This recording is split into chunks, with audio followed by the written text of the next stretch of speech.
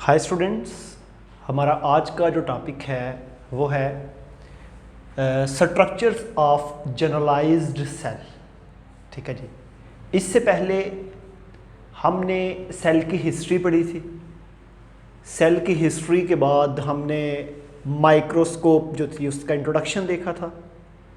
Microscope कितनी किस्म की होती है। इसके अलावा हमारे पास डिफरेंट टाइप्स के सेल्स हमने पढ़े थे।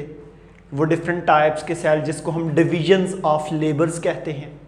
इसके अलावा cell and feature of cell theory पढ़ी थी। तो आज हम देखते हैं जनरलाइज्ड सेल स्ट्रक्चर्स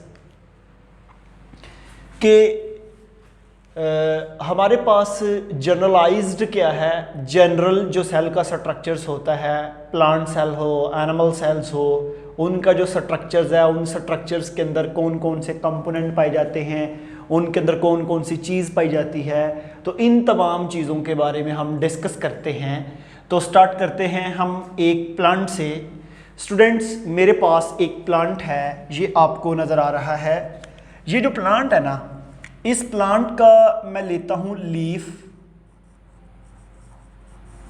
ये एक्सपेरिमेंट को ज़रा गौर से सुनना है। अगर आपको ये एक्सपेरिमेंट की समझ आ गई तो स्ट्रक्चर ऑफ जनरलाइज्ड सेल में जो पहला पैराग्राफ है उसकी आपको आराम से समझ आ जाएगी। ठीक है जी। हमारे पास ये जो एक लीफ है, मैंने यहाँ से एक लीफ लिया। लीफ को मैंने रखा पिस्टल मार्टर के अंदर। पिस्टल मार्टर के अंदर लीफ रखने के बाद इस लीफ के मैंने स्मॉल पीसीज किए। पिस्टल मार्टर आपको पता है, घरों में चटनी बनाने के लिए आपकी किचन में एक इंस्ट्रूमेंट यूज़ होता है। उसके ज़रिए आप इसको स्मॉल पीस में कन्वर्ट करते हैं। आपकी जितनी भी बायोलॉजिकल लेबोरेटरीज़ हैं उनके अंदर एक इंस्ट्रूमेंट है जिसको माइक्रोटॉन कहते हैं। वो जो माइक्रोटॉन है वो भी यूज़ होता है चीज़ों को स्मॉल पीस में कन्वर्ट करने के लिए। तो आपने लीफ को लेना है और लीफ की पेस्ट बना लेनी है। आपने पिस्टल मार्टर के ज़रिए उसको स्मॉल पीसेस में चेंज कर लेना है। ठीक है जी। जब आपने चेंज कर लिया तो चेंज करने के बाद आपने उस लीफ को नेक्स्ट एक टेस्ट ट्यूब के अंदर ट्रांसफ़र करना है और इसके अंदर आपने सॉल्वेंट डालना है। ठीक है। सॉल्वेंट डालने के बाद आपने इसको नेक्स्ट ले जाना है एक सेंट्रीफ्यूज मशीन में। सेंट्रीफ्यूज मशीन, ये जो हमारे पास मिक्सचर है इसको हम होमोजेनाइज्ड मिक्सचर भी कहते हैं। Homogenised mixture.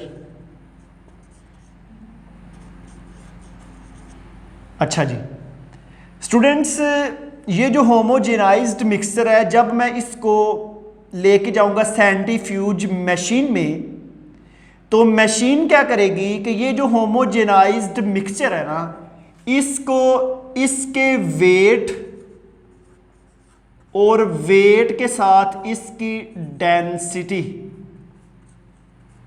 दोनों की बेस पे इसकी सेपरेशन कर देगी। ये है इसकी सेपरेशन।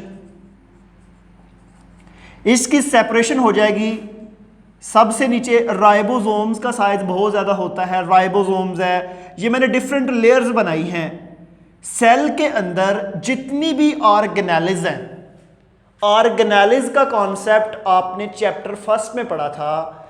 जब मैंने आपको वो सारा टॉपिक पढ़ाया था बायोलॉजिकल लेवल्स, उसमें आपने पढ़ा था कि प्रोटॉन, न्यूट्रॉन, इलेक्ट्रॉन मिलके एटम, एटम मिलके मॉलिक्यूल, मॉलिक्यूल मिलके मैक्रो मॉलिक्यूल और उससे मिलके ऑर्गेनेल्स, ऑर्गेनेल्स मिलके सेल, सेल मिलके टिश्यू। तो बताने का मकसद ये है कि सेल के अंदर बेशुमार छोटी छोटी ऑर्गेनेल्स होती हैं। मैंने किसी लेक्चर में आपको बताया था कि when different macro molecule arrange to each other they form a specific structures called organelles. तो ये हमारे पास ऑर्गेनेल्स जो है इसके अंदर होंगी जो अपनी डेंसिटी की बेस पे, अपने वॉल्यूम की बेस पे, अपने वेट की बेस पे इसके अंदर उसके सेपरेशन होगी, और सेपरेशन के बाद फिर हम उसको लेबल करते हैं, ये फ़लाँ है, ये फ़लाँ चीज़ है, ये फ़लाँ चीज़ है, ये फ़लाँ चीज़ है। तो इसमें होमोजेनाइज्ड मिक्सचर की साइंटिफिकेशन करनी है, स्पिनिंग करनी है, उसको रोटेशन देनी है। रोटेशन के बाद जो है ये डिफरेंट पार्ट्स में डिवाइड हो जाएगा, और इस तरह हमें पता चल जाएगा कि सेल का जो स्ट्रक्चर है उसके अंदर कौन कौन सी ऑर्गेनेलिज जो है वो मौजूद है। ठीक है जी, ये हमारे पास था एक छोटा सा इंट्रोडक्शन सेल के अंदर ऑर्गेनेलिज को देखने का। तो ऐसे ही एक वर्ड आपकी बुक में यूज हुआ होगा, ट्रेडिशनल मेथड्स। ट्रेडिशनल होता है रवायती तरीका। ठीक है जी, हमारा जो ट्रेडिशनल मेथड है उसके मुताबिक अगर हम देखें तो सेल के दो तरह के सेल हैं, एक प्लांट सेल और दूसरे एनिमल सेल्स। उसके बाद फिर ये फंजाई और बैक्टीरिया के सेल डिस्कवर्ड हुए, लेकिन जो हमारा ट्रेडिशनल मेथड्स है, जो पुराना है, जो पुराने साइंटिस्ट का है, आज से 200-300 साल पहले साइंटिस्ट का है, ठीक है, उनके मुताबिक ये है कि दुनिया में दो तरह के ही सेल हैं, एक प्लांट सेल हैं और एक एनिमल सेल्स हैं। जब मैंने आपको emergence and implication of cell theory पढ़ाई थी तो उसमें दो साइंटिस्ट थे, श्लेडन एंड शवान, 1838 और 1839। दोनों ने, एक बोटैनिस्ट था, एक जो था जोलॉजिस्ट था, दोनों ने काम किया, और उस वक्त हमारे पास सिर्फ दो तरह के जो सेल हैं उनका कॉन्सेप्ट था। तो ये हमारा ट्रेडिशनल मेथड है, जो रवायती तरीका है। उसके मुताबिक अगर हम देखें तो मेरे पास दो सेल होते हैं। ये ऊपर जो मैंने सेल बनाया है इसको हम लेबल कर देते हैं जी एनिमल सेल्स है, और एनिमल सेल्स के बाद ये जो हमारे पास सेल्स है इसको हम बोलते हैं वैक्यूल सेल्स। ठीक है, ये हमारे पास दो तरह के सेल्स हैं। जब हम इन दो तरह के सेल्स को देखें, ये जो एनिमल सेल्स है, इस एनिमल सेल्स के देखें जी, मेरे पास ना एक बॉल है ऐसे, उस बॉल को जब मैं सेंटर से काटूं तो उसके दो पीस बनते हैं। एक जो है ये पीस है, समझ आ रही है, इसका ऊपर वाला पीस मैंने काट लिया है, ये एक प्याले की तरह का स्ट्रक्चर, बाउल की तरह का स्ट्रक्चर बन रहा है। जब मैं इसको देखता हूं, इसके सेंटर में है nucleus, Golgi bodies, rough endoplasmic reticulum, smooth, peroxisome, mitochondria, centriole, lysosome, flagellum, ये डिफरेंट इसके अंदर ऑर्गेनेलिज हैं। स्टूडेंट आपने कंफ्यूज नहीं होना कि ये क्या वर्ड बोले हैं, ये क्या चीजें हैं। हमने एक एक की डिटेल पढ़नी है, हमने गोल्जी बॉडीज के ऊपर पूरा एक लेक्चर पढ़ना है, लाइसोसोम, पराक्सिसोम, न्यूक्लियस, माइटोकॉन्ड्रिया, जितनी भी इसके अंदर ये ऑर्गेनेलिज हैं, ये आपके चैप्टर 4 के अंदर इंशाल्लाह डिटेल में पढ़ी जाएंगी। ठीक है जी। इसी तरह एक अगर आप इसके साथ एक जनरलाइज्ड प्लांट सेल का स्ट्रक्चर देखें, प्लांट सेल में भी वही ऑर्गेनेलिज मौजूद होंगी जो ऊपर हैं एनिमल सेल्स के अंदर, लेकिन एक चीज याद रखिएगा कि जो प्लांट सेल हैं इसमें सेल मेम्ब्रेन के बाहर एक और मेम्ब्रेन होती है जिसको हम बोलते हैं सेल वॉल। अब यहां पे मैं आपको एक शॉर्ट क्वेश्चन बताने लगा हूं, difference between plant cell and animal cells, दोनों में डिफरेंस क्या है, दोनों में फर्क क्या है। ठीक है जी। जो प्लांट सेल है इसमें एक तो बाहर आउटर मोस्ट एक लेयर होती है जिसको हम सेल वॉल कहते हैं। सेल वॉल के बाद एक बड़ा वैक्यूल है लार्ज साइज का, जो सेंटर से उसने सराउंड, जो सेंटर पे प्रेजेंट है उसको हम सेंट्रल लार्ज वैक्यूल कहेंगे। तीसरी चीज क्लोरोप्लास्ट, क्योंकि ये फोटोसिंथेसिस करते हैं। ये तीनों चीजें, cell wall, large central vacuole और क्लोरोप्लास्ट, तीनों ही प्लांट सेल की बॉडी के अंदर मौजूद हैं। ये तीनों एनिमल सेल्स की बॉडी में मौजूद नहीं होते। और इसी तरह जब हम एनिमल सेल्स को देखते हैं, एनिमल सेल्स के अंदर फ्लैजेलम, लाइसोसोम और सेंट्रियोल, ये तीन ऑर्गेनेलिज एनिमल सेल्स की बॉडी में पाई जाती हैं। ये प्लांट सेल की बॉडी में नहीं मौजूद, ये प्लांट सेल की बॉडी में नहीं पाई जाती। ठीक है जी।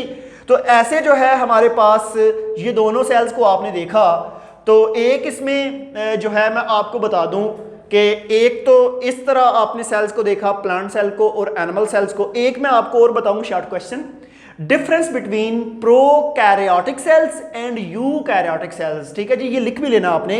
ये दो जो डायग्राम आपको पेज पे नजर आ रही है ना, उनसे पेज नेक्स्ट पेज पे जाएं तो टॉप पे क्वेश्चन लिखना है, difference between prokaryotic and eukaryotic cells. जी, यहां पे आपको मैं दोनों सेल्स का कॉन्सेप्ट अगर दूं तो ये मैं यहां पे बना लेता हूं। ये मेरे पास एक सेल है और ये एक दूसरा सेल है। पहले तो आपको दोनों का मतलब पता होना चाहिए। ये मैंने, अगर आप इस डायग्राम को, इन डायग्राम से पहले आप ये वर्ड को देखें, प्रोकैरियोटिक सेल। प्रो का मतलब होता है बिफोर, कैरियोटिक का मतलब होता है न्यूक्लियस। ऐसे सेल जो न्यूक्लियस बनने से पहले वाले हैं, मीन के जिनमें न्यूक्लियस नहीं है, उनको हम बोलते हैं प्रोकैरियोटिक। और ऐसे cell, you mean true, karyotic mean nucleus, ऐसे सेल जिसमें ट्रू न्यूक्लियस मौजूद है उसको हम बोलते हैं यूकैरियोटिक। तो एक में आपने न्यूक्लियस बना देना है और एक में न्यूक्लियस नहीं बनाना। तो जिसमें न्यूक्लियस और मेम्ब्रेन बाउंड ऑर्गेनेलिज, जिनके मैंने नेम लिए हैं, जिनकी मैंने डिटेल आपको पढ़ानी है, वो अगर हों तो उसको बोलेंगे यूकैरियोटिक। अगर न्यूक्लियस और मेम्ब्रेन बाउंड ऑर्गेनेलिज ना हो तो उसको हम क्या बोलते हैं? प्रोकैरियोटिक्स। ठीक है जी स्टूडेंट्स। अब एक चीज और याद रखनी है, सेल का जो साइज है ये वेरी करता है। कुछ सेल ऐसे हैं जो हमें आम आंख से नजर आते हैं, कुछ ऐसे हैं जो हमें आम आंख से नजर नहीं आते। जो हमें नेकड आए, ह्यूमन आए से नजर आते हैं, आपके पास एक एग्जाम्पल ऑस्ट्रिच एग, शुतुरमुर्ग जो है उसका अंडा जो है वो एक सेल है, क्योंकि उसके बाहर सेल मेम्ब्रेन है, साइटोप्लाज्म है, सेंटर में न्यूक्लियस है। ऐसे ही कुछ ऐसे सेल है जिसका साइज इतना छोटा होता है कि वो माइक्रोमीटर में है, 1 × 10⁻⁻⁶ मीटर साइज। इसको अगर आप माइक्रोमीटर में लिखें तो 0.501 मीन की इतनी छोटी वैल्यू जो आपको देखने के लिए माइक्रोस्कोप चाहिए। माइक्रोस्कोप का प्रीवियस लेक्चर आपने पढ़ा था कि हमारे पास जो कंपाउंड माइक्रोस्कोप है उसकी मैग्निफिकेशन कितनी है, इलेक्ट्रॉन जो है उसकी कितनी है। तो ये जितनी भी माइक्रोस्कोप्स आपने स्टडी की थी प्रीवियस लेक्चर में, उनमें स्टूडेंट आपने यही देखना है ना कि ये सेल के अंदर स्ट्रक्चर्स कौन कौन सा है, इसकी ऑर्गेनेलिज क्या क्या है, इसका क्या फंक्शन है, इसकी फर्दर इंटरनल स्ट्रक्चर्स क्या है। तो ये सारा कंपाउंड माइक्रोस्कोप का है, क्योंकि जो जो इंसान स्टडी करता जा रहा है, रिसर्च होती जा रही है, वक्त के साथ इतनी मॉडर्न माइक्रोस्कोप आई कि आज जो है आप सेल के इंटरनल लेवल पे जाके स्टडी करते हैं। ठीक है, तो ये इंट्रोडक्शन ऑफ सेल था। मैंने 3 लेक्चर इस पे दे दिए हैं। पहले हिस्ट्री पढ़ी थी, हिस्ट्री के बाद हमने प्लांट और एनिमल सेल्स की और माइक्रोस्कोप का इंट्रोडक्शन देखा था, और उसके बाद हमने आज देखा है जनरलाइज सेल स्ट्रक्चर, और इसके बाद हमारी अब ऑर्गेनेलिज स्टार्ट हो जाएंगी। हमारा इससे नेक्स्ट जो लेक्चर है वो है प्लाज्मा मेम्ब्रेन। तो आज हम अपना लेक्चर यहाँ पे जो है कंप्लीट करते हैं। तो तमाम स्टूडेंट हम मिलेंगे नेक्स्ट वीडियो में। आज के लिए थैंक यू।